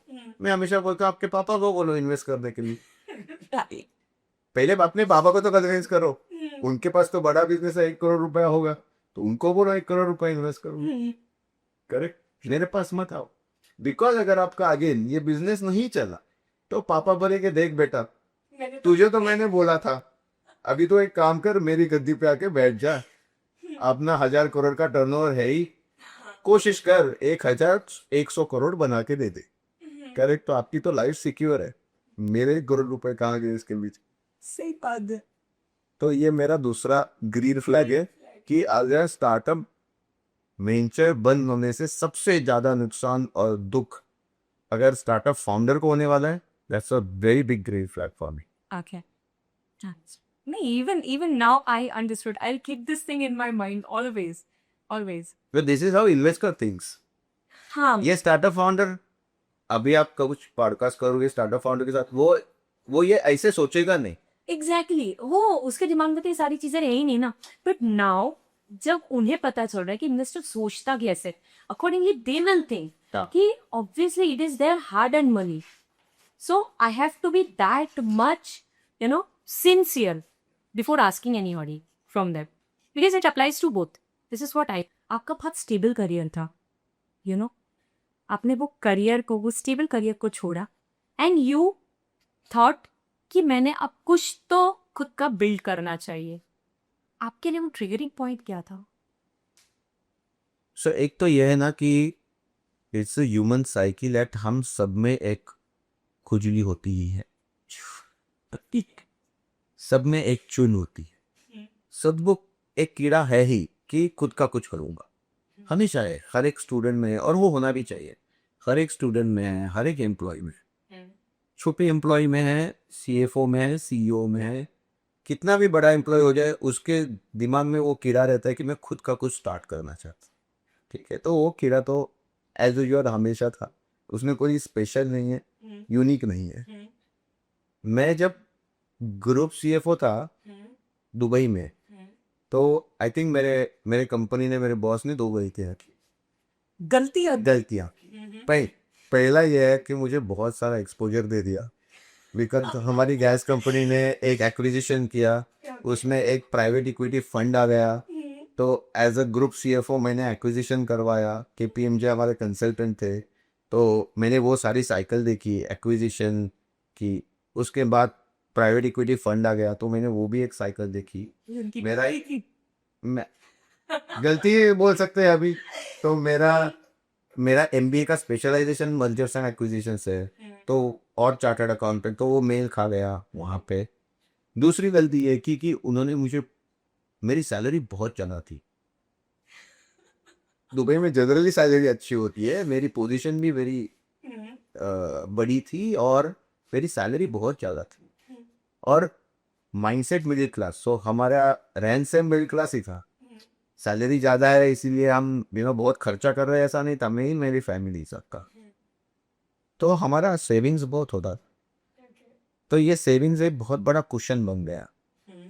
तीसरी चीज़ ये हो गई, which is not by my company और boss, but just by luck, by the grace of divine power.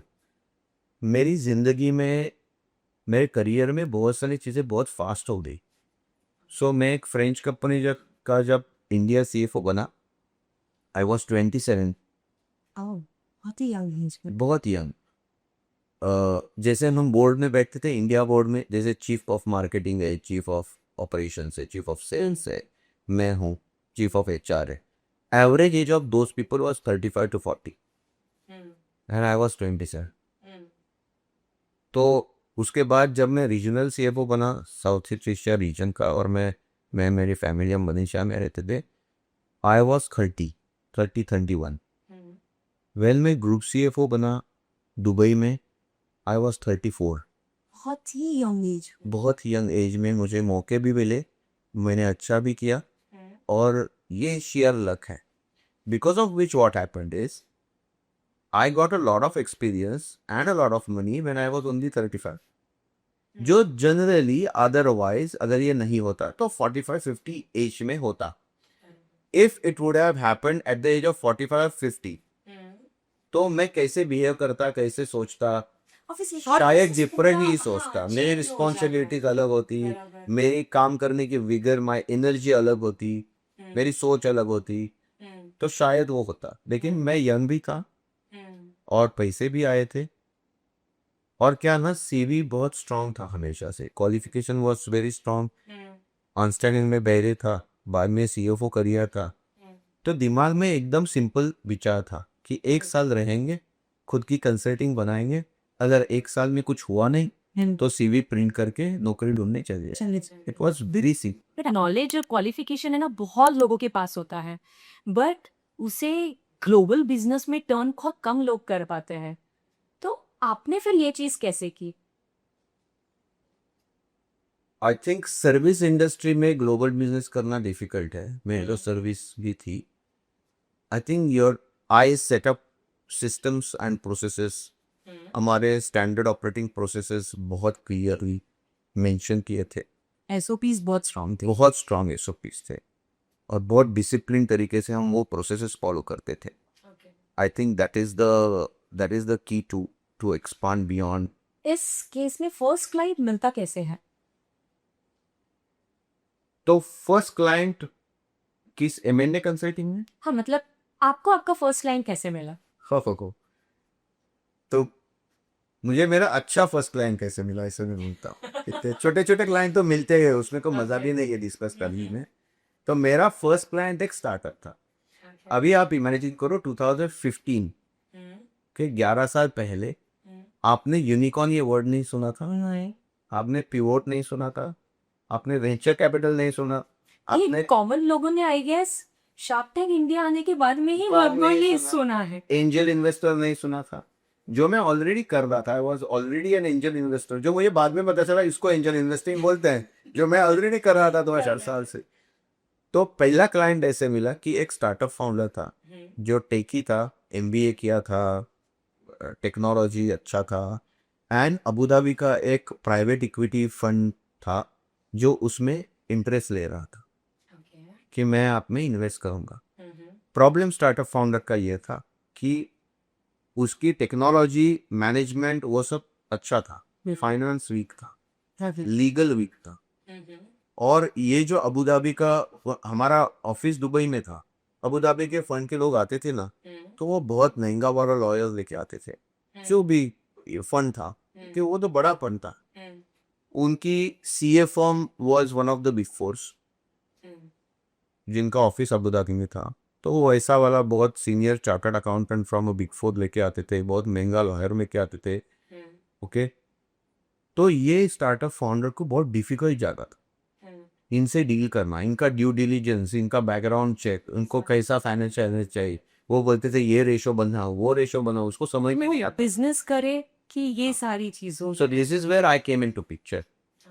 उसने बहुत 2-3 कंसल्टेंट्स ट्राई किए। I came with a big four experience, a CFO experience, and at the same time I was very affordable, क्योंकि he could not afford a big four, he was raising money. So I got that chance where मेरे पास सारा knowledge है, experience है, और मेरी fees भी बहुत कम है क्योंकि मुझे भी जरूरत थी क्लाइंट। एग्जैक्टली। तो यहाँ पे मैं पक्का बैठ गया। ये मेरा पहला क्लाइंट था। फिर यही से मेरी एक्चुअली शुरुआत हुई कंसल्टिंग की। फिर मुझे ये समझा कि यही मार्केट में गैप है। ओके, एंड ऐसे बहुत स्टार्टअप फाउंडर्स हैं जो बड़े हो सकते हैं लेकिन आज उनके पास पैसा नहीं है। तो आप वैसे भी मैं छोटे मोटे इन्वेस्टमेंट तब कर रहा था, तो मैंने सोचा कि यही हम छान लेते हैं कि कौन अच्छा है, उसको हेल्प करते हैं, फी कम भी मिले लेकिन अपना चालू रहेगा गाड़ी। जैसे जैसे अपने नंबर बढ़ते रहे तो फिर क्वालिटी कैसे मेंटेन होती है? बिकॉज एट द एंड आपको क्वालिटी भी तो देनी है। स्केल के साथ क्वालिटी कैसे मेंटेन होगी? नहीं, नंबर ऑफ क्लाइंट्स या तो मेरे नंबर ऑफ क्लाइंट्स कभी नहीं बढ़े आफ्टर अ लेवल। तो मैं आपको बताता हूँ, जैसे मैंने आपको बोला एक आइडिया स्टेज या सीड स्टेज स्टार्टअप फाउंडर मेरा पहला अच्छा क्लाइंट था। फिर मैंने ऐसे ही अर्ली स्टेज फाउंडर्स के साथ काम करना शुरू कर दिया। जब मेरी प्रैक्टिस अच्छी चलने लगी तो मैंने छोटे क्लाइंट्स लेना बंद कर दी। तो अगर मैं पहले 10 छोटे स्टार्टअप फाउंडर्स के साथ एज अ कंसल्टेंट काम करता था, अब मैं धीरे धीरे करके 10 बड़ी कंपनियों के साथ M&A कंसल्टेंट करके काम करते हैं। ओके, तो मैंने स्केल बढ़ाई इन टर्म्स ऑफ फी पर क्लाइंट या माय वैल्यू पर आर। मैंने स्केल कभी नहीं बढ़ाई कि मैं 10 क्लाइंट के 100 क्लाइंट करूंगा, ये मैंने कभी नहीं किया था। यू फोकस्ड ऑन कि Value driven per client. हाँ, आपने आपके वैल्यू, आपके खुद के टाइम की वैल्यू को इंक्रीज किया instead of increasing the number of clients. हाँ। ओके, तो ये भी शायद ग्लोबल बिजनेस का जो आपने सवाल पूछा उसमें गया। तो आज के डेट में अगर कोई सीए, लॉयर या कोई कंसल्टेंट अपने बिजनेस को ग्लोबली लेके जाना चाहता है, तो सबसे पहले उसने कौन सी चीज को समझ लेना चाहिए? I think networking. ओके। आपको ग्लोबली लेके जाना है तो आपको एक डेडिकेटेड खुद का टाइम देना पड़ेगा नेटवर्किंग के लिए। और नेटवर्किंग सभी तरह से होता है। आज आप पॉडकास्ट कर रही है, ये मेरे ख्याल से एक नेटवर्किंग का जरिया है, क्योंकि because of that reason we met. या हमारी कैमरा बंद होने के बाद और कैमरा शुरू होने के पहले भी काफ़ी बातचीत हुई है और होगी, राइट। सो ये एक तरह का नेटवर्किंग है। आप सीए इंस्टीट्यूट में, आईसीआई में सेक्रेटरी हैं, राइट। वो आपका एक नेटवर्किंग करने का तरीका है, राइट। आप जब सेक्रेटरी बनती हो आपका नेटवर्क हायर हो गया। मुझे लगता है after a while knowledge, experience, qualification ये फाउंडेशन हो गया। After that I think the people who know you and the people you know is your real quality, is your क्री। तो फिर मतलब नेटवर्किंग के बाद में फिर सिस्टम का बिल्ड करना चाहिए। सिस्टम बहुत बहुत पहले। सो फॉर एग्जाम्पल, अगर आप एक क्लाइंट कर रहे हो, उसके लिए आप एक सर्विस डिलीवर किए, आपके पास दूसरा क्लाइंट आए, आपने वही सेम एक सर्विस डिलीवर किए, और आपके पास अगर तीसरा क्लाइंट आता है फॉर एक service, that is the right time to immediately build the process. I would say the second और third time you are repeating the same thing. उसके लिए सिस्टम बन जाना चाहिए। आपको यू नो हमेशा सिस्टम, क्योंकि आपको पता है 3 आ गए तो 30 आएंगे, 300 आएंगे।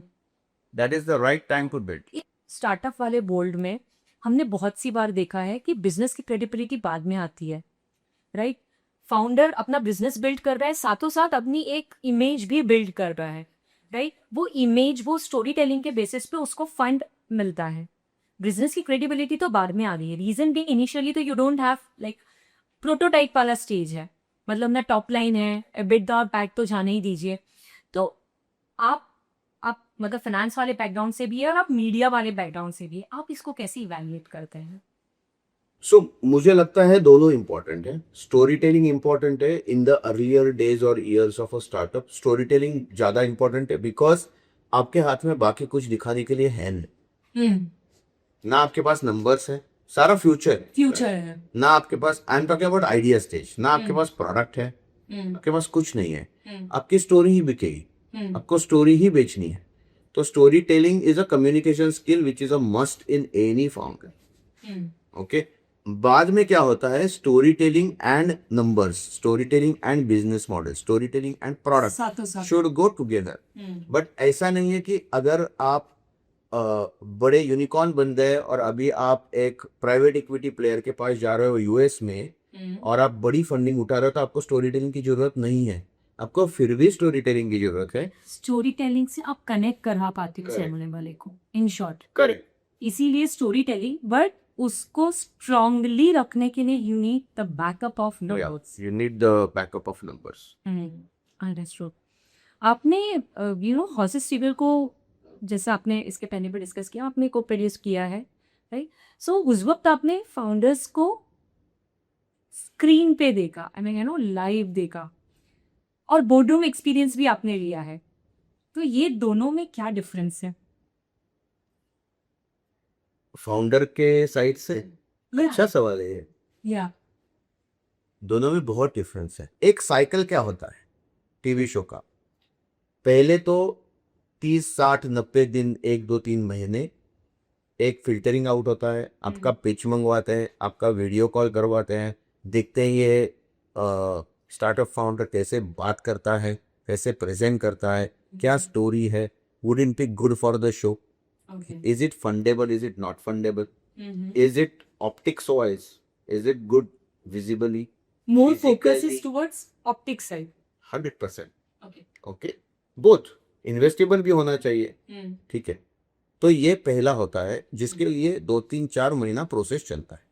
उसके बाद शो के शूटिंग का दिन आता है। शो के शूटिंग के बाद अगर कमिटमेंट हो गई तो उसके बाद इन्वेस्टर, स्टार्टअप फाउंडर्स और कंपनी ने ये एग्रीमेंट साइन किया होता है कि the investor will get a period for due diligence.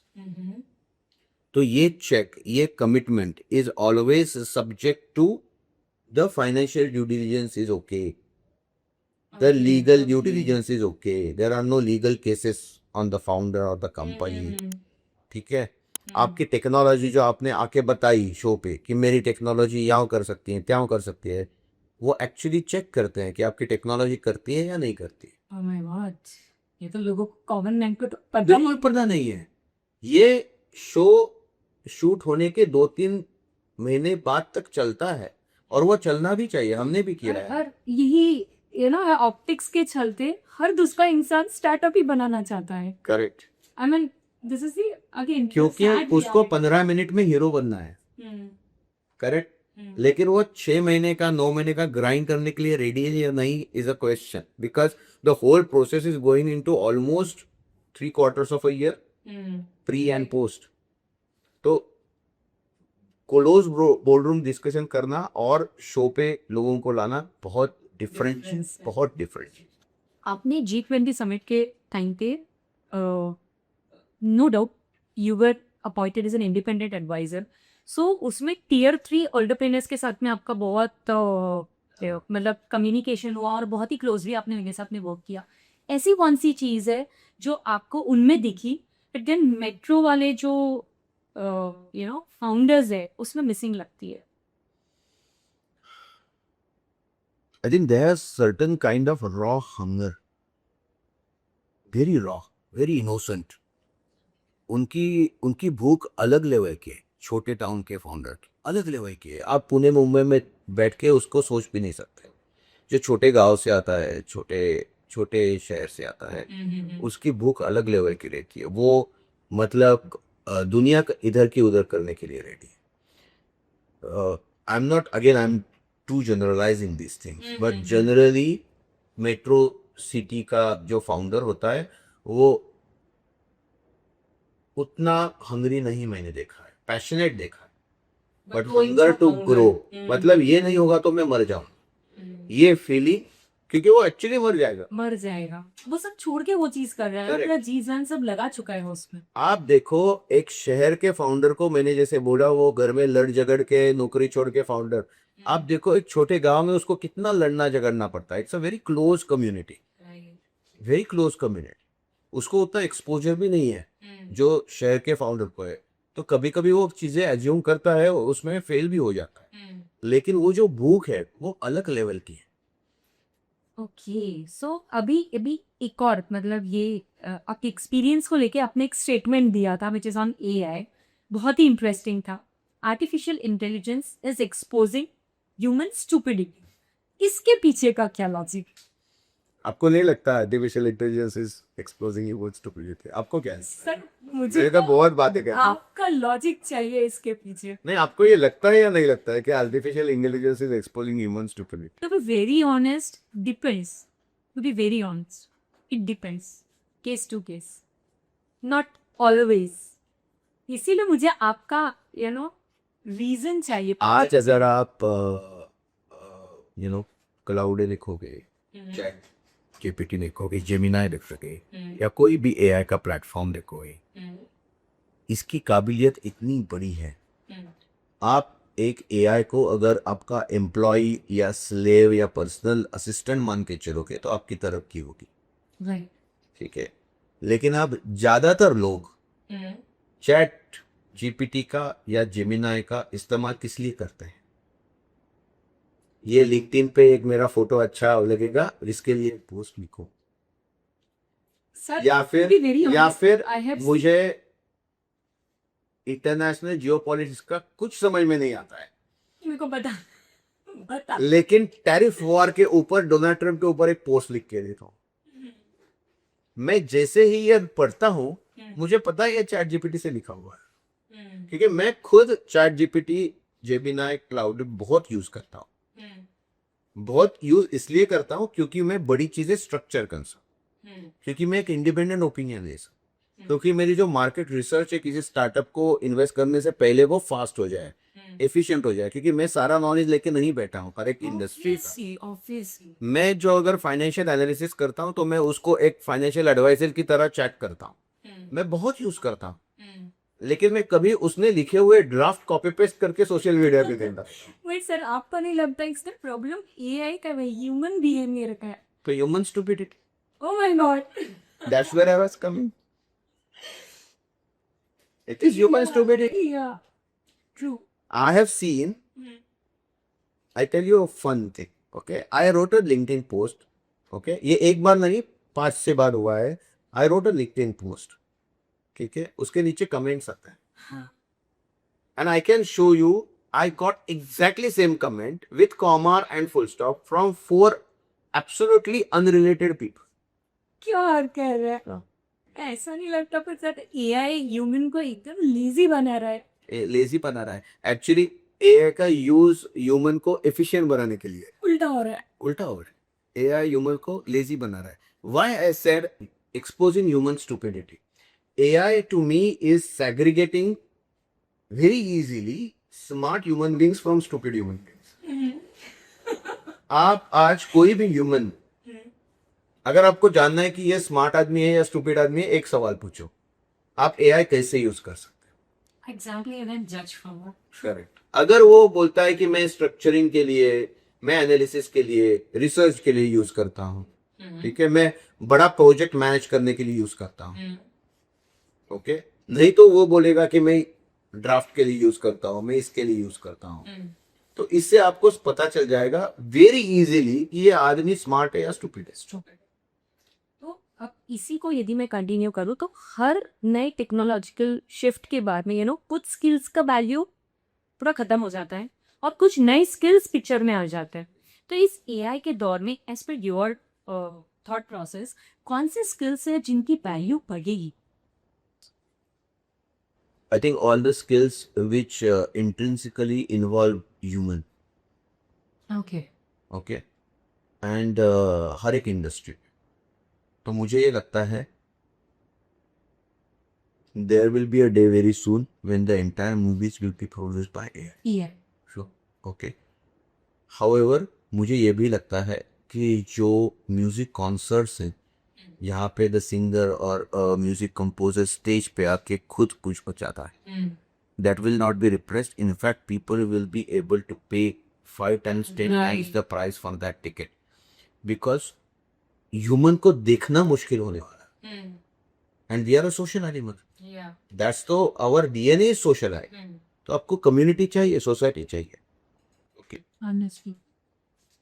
आपको यदि आज के डेट में कोई सपोज 22 साल का इंसान आपसे करियर को लेके एडवाइस मांगे, आपने पहले एक दे दिया कि उसने घूमना चाहिए, बट देन यदि स्किल को लेके आपको उसे एडवाइस देना हो तो आप उसे क्या कहेंगे? कौन से स्किल पे उसमें फोकस करके वो करना चाहिए?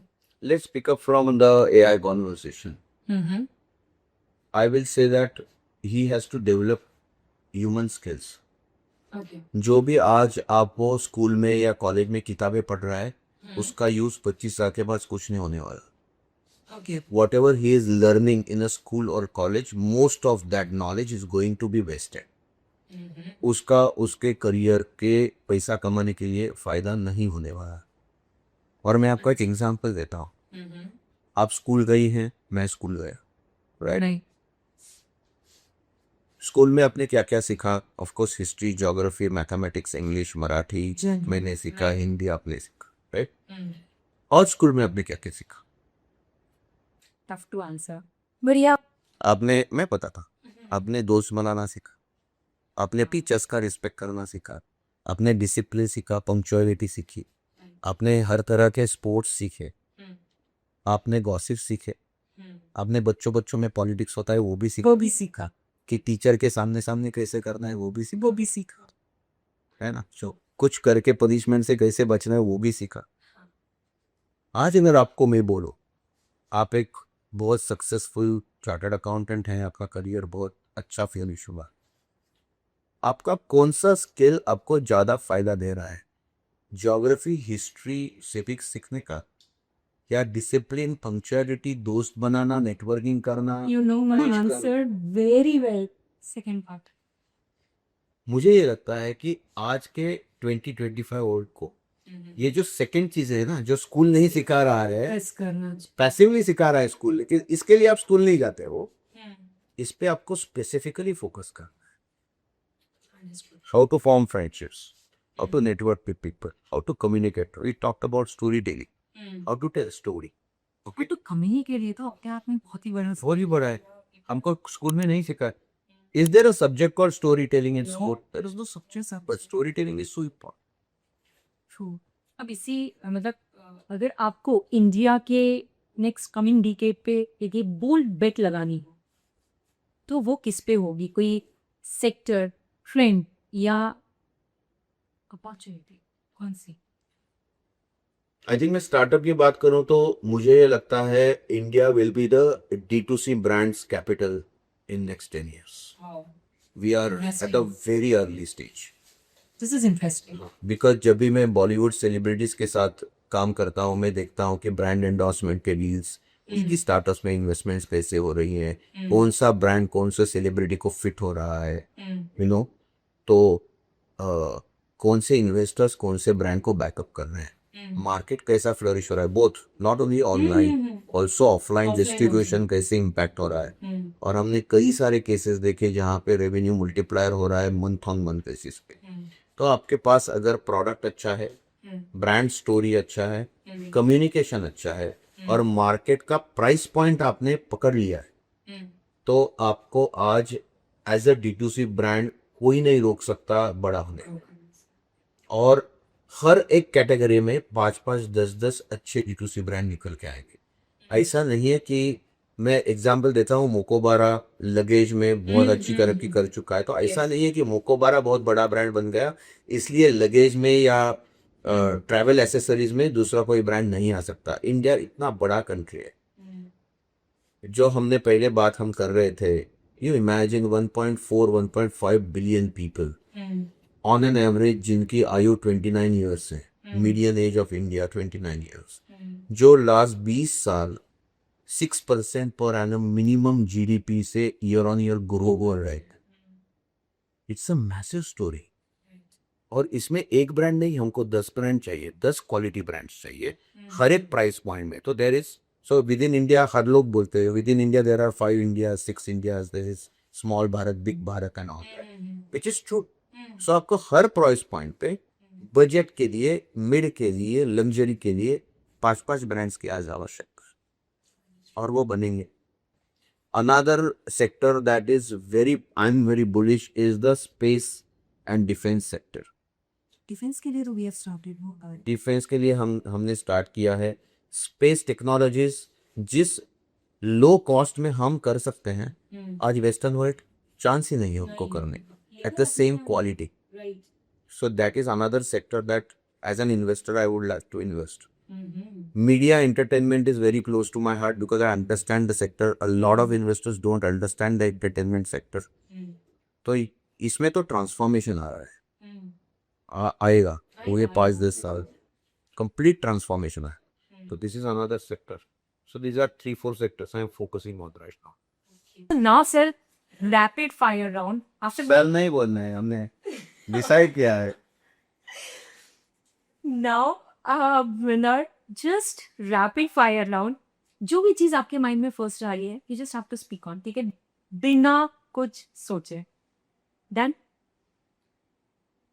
फाउंडर इन्वेस्टर को सबसे बड़ा झूठ क्या बोलता है? I transformed the world. OMG. वो कौन सा रेड फ्लैग है जो 5 मिनट में डील रिजेक्ट करवा सकता है? Being flamboyant with investors, showing attitude. Okay. क्या इंडिया स्टार्टअप बबल में है? Yes. Valuation without revenue, ambition या फाइनेंशियल फिक्शन? Financial fiction. ये रही मंदार, बहुत मजा आया आपसे बात करके. मुझे बहुत ज्यादा मजा आया. आज के कॉन्वर्सेशन के बाद मुझे एक चीज़ तो बहुत ही क्लियरली समझ आ गई है.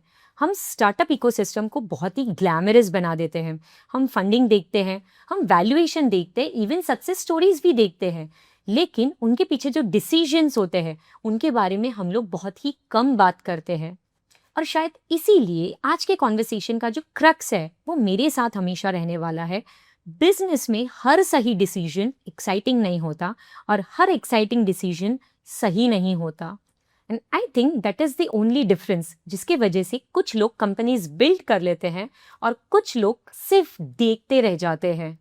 If you are building something, investing in something या लाइफ का कोई इंपॉर्टेंट डिसीजन ले रहे हो, आई होप इस कॉन्वर्सेशन ने आपको एक डिफरेंट लेंस दिया होगा डिसीजन मेकिंग का। So don't forget to like and subscribe this channel, and जो कोई भी आपके कनेक्ट में इस राह पर चल रहा है, don't forget to share it with them. I am your host CA Trupti Bhattar. This is Heram 360. See you soon in the next episode.